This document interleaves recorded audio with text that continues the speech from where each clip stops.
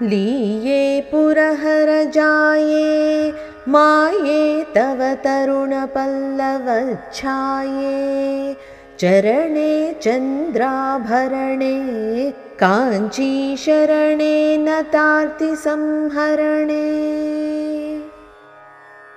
लीये पुरहर जाये माये तव तरुणपल्लवच्छाये चरणे चन्द्राभरणे काञ्चीशरणे నతార్తి సంహరణే।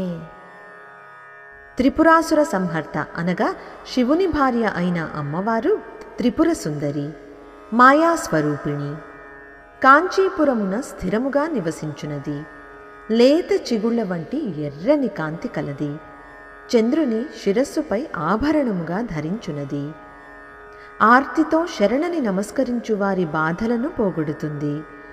అటువంటి కామాక్షీదేవి పాదపద్మములలో నేను లీనమవుతున్నాను। ఇప్పుడు మరొక్కసారి శ్లోకాన్ని చదువుకుందాం।